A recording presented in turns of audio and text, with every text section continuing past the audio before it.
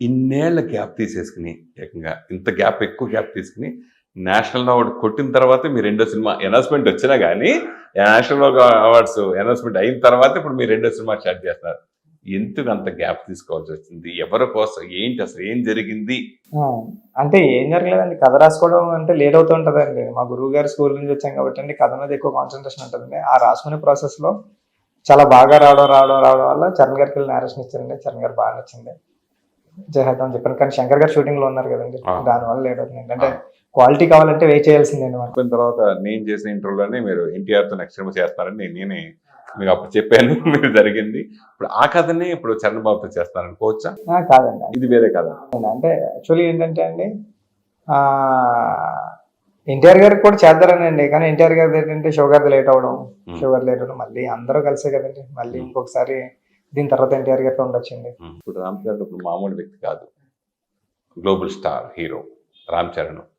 So అంత పెద్ద బాధ్యతని, అంటే ఇప్పుడు నేషనల్ అవార్డు వచ్చింది, ఇప్పుడు జనాలందరూ యాక్సెప్టెడ్, అంటే అప్పుడు కూడా యాక్సెప్టెడ్. మీ టాలెంట్ మనకు తెలుసు కానీ మనకి తెలియని వాడికి ఒక నేషనల్ అవార్డు విన్నర్తో ఇప్పుడు సినిమా చేస్తానని అనుకోవచ్చు.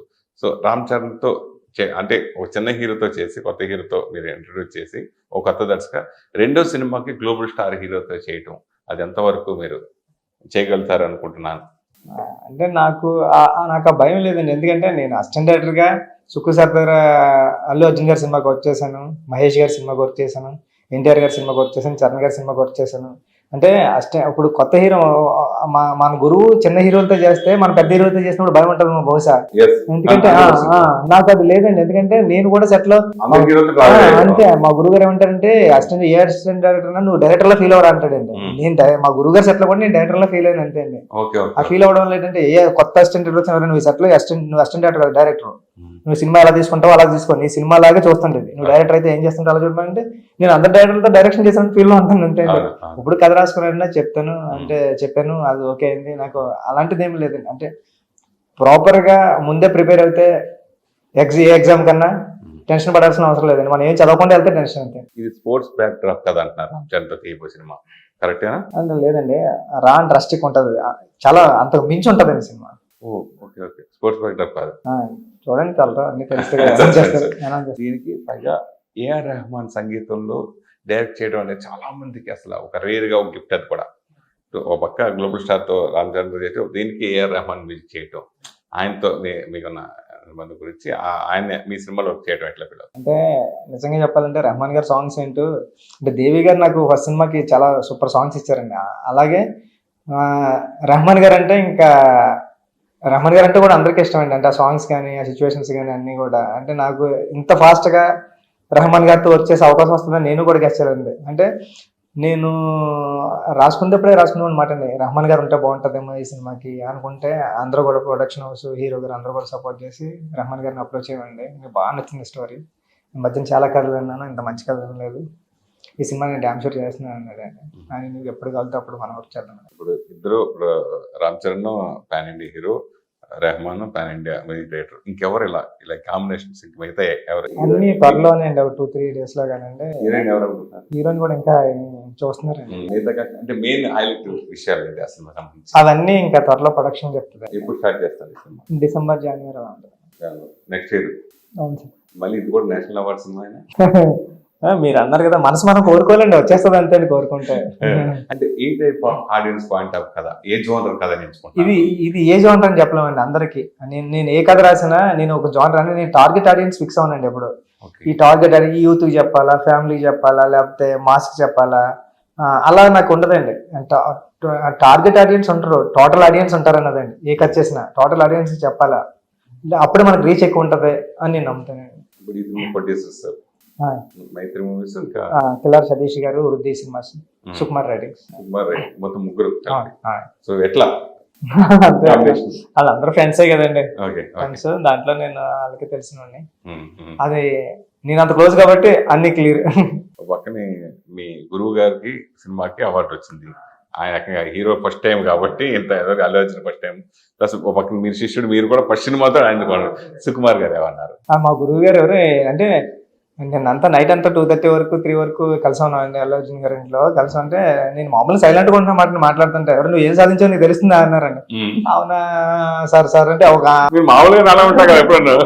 అడిగానండి ఆయన, సార్ ఎవరు నువ్వు ఏం సాధించావు నీకు తెలుస్తుందంటే సార్ అంటే నాకు ఏమనిపిస్తుంది అంటే ఒక వస్తువు అప్పుడు ఎంజాయ్ చేయడం కన్నా జ్ఞాపకంగా మారిన తర్వాత ఎక్కువ దాన్ని గుర్తులు ఎక్కువ ఉంటాయేమో అండి. మీరు అసలు అంత పెద్ద సక్సెస్ వచ్చిన తర్వాత మీకు ఆ సినిమా ముందు ఎలాగ మన పరిచయం అలాగే ఉన్నారు, సినిమా తర్వాత అంత బ్లాక్ పెట్టుకుని అలా ఉన్నారు, ఇప్పుడు కూడా మీరు అవార్డు నేషనల్ అవార్డు వచ్చిన తర్వాత కూడా అట్లా ఉన్నారు. అది ఎలా మీకు సాధ్యమైంది అంత సింప్లిసిటీగా? సార్ అంటే సార్ అంటే మనకి లేనిది ఏదన్నా మనం తగిలించుకుంటే అది మనకి అంటే ఒక 2 కేజీలు పెరిగితేనే బరువు అనిపిస్తుందండి మనిషికి. అలాంటి లేని కీర్తి అంతా తగిలించుకుని అవి మనది కాదు, అది శాశ్వతం కాదు, అవేమి ఉండవు, అవన్నీ వెళ్ళిపోతూ ఉంటాయి. దాన్ని పట్టుకుని మన బ్యాగేజ్ వేసుకుని లగేజ్ వేసుకుని వెళ్ళడం అవసరం లేదు అనిపిస్తుంది. మన సింపుల్ గా మనం బతుకుదాం. ఈ అవార్డు డెడికేషన్ చేయాలని చేస్తాను అంటే మా మదర్ ఫాదర్, మా గురుగారు సుకుమార్ గారు, చిరంజీవి గారు చాలా మంది ఉన్నారండి. అవార్డు అంటే నన్ను డైరెక్టర్ చేసిన ప్రతి ఒక్కరికి. చిరంజీవి గారు ఏమన్నారు అవార్డు వచ్చింది? నేను ఫోన్ చేశాను. చిరంజీవి నేను ఫోన్ చేశానండి. ఫోన్ చేసి వచ్చి నేను చెప్పాను గుర్తుందా అన్నారండి. సార్ ఆ రోజు నీకు నేషనల్ అవార్డు వస్తుందని వచ్చింది, కంగ్రాట్స్ అని చాలా హ్యాపీ ఫీల్ అయ్యారండి. అంటే నేను నన్ను మాట్లాడేస్తలేదండి, నేనే ఏదో చిరంజీవి ఉన్నప్పుడు చిరంజీవి మాట్లాడకుండా ఏదో మాట్లాడేస్తుంటా, అసలు నన్ను మాట్లాడకుండా ఆయన మాట్లాడుతూ ఉన్నప్పుడు చాలా హ్యాపీ అనిపించింది. మీకు వచ్చిన సెలబ్రిటీ దగ్గర మీకు వచ్చిన ఫీడ్బ్యాక్? అందరూ కాల్ చేస్తున్నారండి, ఫోన్ అసలు అంటే నాకు అనిపించింది సినిమా రిలీజ్ అయితే ఎలా ఉందో అలాగే ఉందండి. అంటే షూట్కి వెళ్ళామండి. షూట్కి వెళ్తే చరణ్ గారు అన్నారు వచ్చి ఏంటి నా కోసం కథ రాసావంటాను అయితేనని వెంటనే చరణ్ గారు అక్కడ నుంచి ఫాలోఅప్ చేసి వైష్ణవ్ చెప్తే వైష్ణవ్ కథ అన్నాడండి. వైష్ణవ్ బాగా నచ్చింది, ఒక 6 members ఫ్రెండ్స్ తో అన్నాడండి.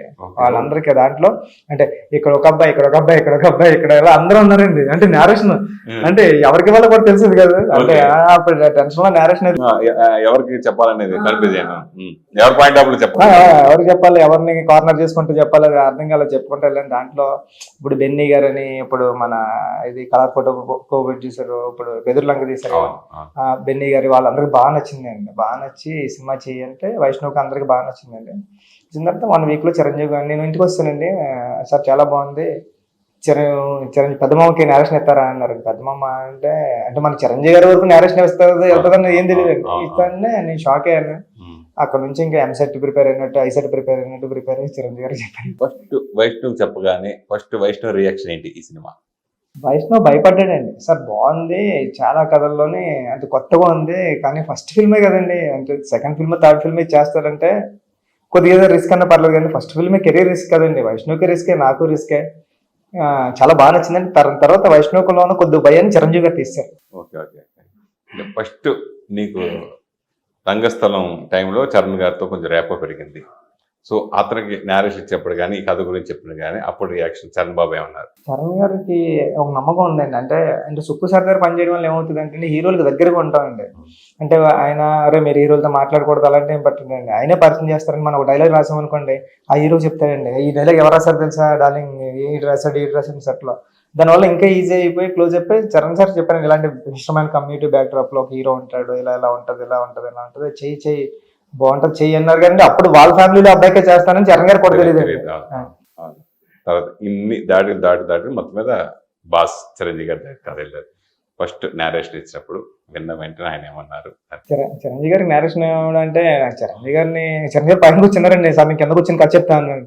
అవునా నేను కింద కూర్చోను అన్నారు. లేదు సార్ మీరు పైన కూర్చోండి అంటే, ఇంకంటే పేపర్లు అన్నీ ఉంటాయి కదా సార్, అన్ని వేసుకుని నేరేషన్ అయితే చిరంజీవి సార్ బాగా నచ్చిందండి. క్లైమాక్స్ దగ్గర మాత్రం ఒక్క నిమిషం ఆగారండి. ఆగి ఇలా చూసి బుచ్చి ఇది చాలా మంచి సినిమా అవుతుంది, నువ్వు ముందుకెళ్ళు అని ఇంకా వైష్ణవ్ని పిలిపించి కాల్ చేసి మాట్లాడి వైష్ణవ్ నువ్వు చేస్తావు నేను చేశాను ఫిల్మ్ అని ఆయన వచ్చేసి మా గురువు గారిని పిలిపించి ఒక ఫోటో అప్పటికప్పుడే తీశారండి. అంటే ఆయన జడ్జిమెంట్ ఏం కానీ అంటే చిరంజీవి గారు ఏ కథ కన్నా 100% ఇది ఇలా ఉంటే బాగుంటుందేమో ఒకసారి ఆలోచించింది బెటర్మెంట్స్ కోసం అలా చెప్తూ ఉంటారు కదా, అలా మీ కథ విన్నప్పుడు అలా చెప్పిన సందర్భాలు ఏదైనా ఉందండి. అదే ప్లస్ అయిందని నేను చిరంజీవి గారు ఇప్పుడు అనుకుంటాను. అంటే నేను కొద్దిగా హీరోయిన్ క్యారెక్టరేషన్ కొద్దిగా రాడికల్ గా కొద్దిగా ఈ మోడర్న్ అమ్మాయిలాగా అంటే కొద్దిగా బాగా తీద్దారని ట్రై చేశానండి. అంటే బాగా అంటే కొద్దిగా ఫాస్ట్ గా ఉండే కాదండి. చిరంజీవి సార్ ఉన్నారంటే బుచ్చి కొద్దిగా తగ్గించు, ఎందుకంటే ఫ్యామిలీ కూడా రావాలి, ఇలాంటి కంటెంట్ ఫ్యామిలీ కూడా చూడాలా అని చిరంజీవి గారు ఆ టోన్ డౌన్ చేశారండి అమ్మాయి స్పీడ్. అందుకే ఈ రోజు రీచ్ ఫ్యామిలీ కూడా వెళ్ళిందండి ఉప్పెన అని నేను ఫీల్ అవుతాను. దానికి మెయిన్ కారణం చిరంజీవి గారు. ఉప్పెన సినిమా ఏ పాయింట్ మీద నేషనల్ అవార్డు మీరు కొట్టారు అంటే క్లైమాక్స్ అండి దాంట్లో తిరగలేదండి. ఎందుకంటే క్లైమాక్స్ లో నేను చెప్పాలనుకున్న పాయింట్ ఏంటంటే అండి, అప్పటికే ఆ అది పరువు హత్యలు ఆస్తి తగాదాల్లో జరిగాయి, క్యాష్ లో జరిగాయి, డబ్బుల్లో జరిగాయి, రకరకాల ఇన్సిడెంట్ లో జరిగాయి తప్పండి. ఒక అంటే ఒక అబ్బాయికి మగతనం తీసేస్తే కూడా ప్రేమ ఉంటది ఇంకా అని చెప్పే పాయింట్ అది ఏదైతే ఉందో లాస్ట్ పాయింట్ అండి. రాయి పాడైపోయినంత మాత్రం దేవుడు పాడైపోతాడు ఏంటి తల్లి, ప్రేమకి దైవత్వానికి అంగవైకల్యం ఉండవు అని చెప్పి ఆ పాయింట్ నచ్చి ఉంటుందండి వాళ్ళకి. మగవాళ్ళందరూ ఈ సినిమా రిలీజ్ అయినప్పుడు ఫస్ట్ 2-3 రోజులు మీకు వ్యతిరేకంగా శత్రుత్వం అయ్యారు, తెలుసా మీకు ఆ విషయం? అది తెలియదండి అసలు. మగతనం తీసేయడం ఏంటి ఆ, అనే పాయింట్ అప్పుడు బాగా కాంట్రవర్సీ అయింది ఆ టైంలో. ఆ. ఆ టైం డిస్కషన్ జరిగింది. ఏంటో తర్వాత అలా జనాలు అది ఆ పాయింటే బాగా నచ్చి అది దానికి చాలా ధైర్యం కావాలి. అప్పుడు మీరు ఫేస్ చేసిన ఇది ఇబ్బందులు ఇట్లా ఎవరు మిమ్మల్ని టచ్ చేసి అంటే డైరెక్ట్ గా వాళ్ళకే నచ్చి ఉంటది కదండి. అంటే అమ్మాయిల పాయింట్ ఆఫ్ వ్యూలో రాశాను నేను. ఒక అమ్మాయి ప్రేమిస్తే ఏ రేంజ్కి వెళ్ళి లవ్ చేస్తుంది ఒక అబ్బాయిని. అంటే మగతనం అంటే అబ్బాయిలో 2 కాళ్ళ మధ్యలో ఉండేది కాదు, అనువనువును ఉంటదని చెప్పడానికి ప్రయత్నించాను కాబట్టి అండి వాళ్ళు కూడా అర్థం చేసుకుని ఉంటారని బహుశా. మీకు పెళ్ళైంది, పిల్లలు ఉన్నారు. ఈ కథ చెప్పినప్పుడు మీ మిస్సెస్ ఏమన్నారు మళ్ళీ? మా మెసేజ్ నేను కథ చెప్పలేదు కానీ సినిమా చూసిందండి. అంటే ప్రసాద్ ల్యాబ్స్ లో సినిమా షో చేసినప్పుడు చూసి మా అసిస్టెంట్ డైరెక్టర్స్ అందరూ చూసాను. నేను బయట ఉన్నాను, నేను చూడలేదండి. ఏడుస్తే వెళ్తా ఈ సినిమా తీసాం ఇంక ఇంటికి వచ్చే పర్లేదు, ఎందుకన్నా గొప్ప సినిమా ఏం అవసరం లేదండి.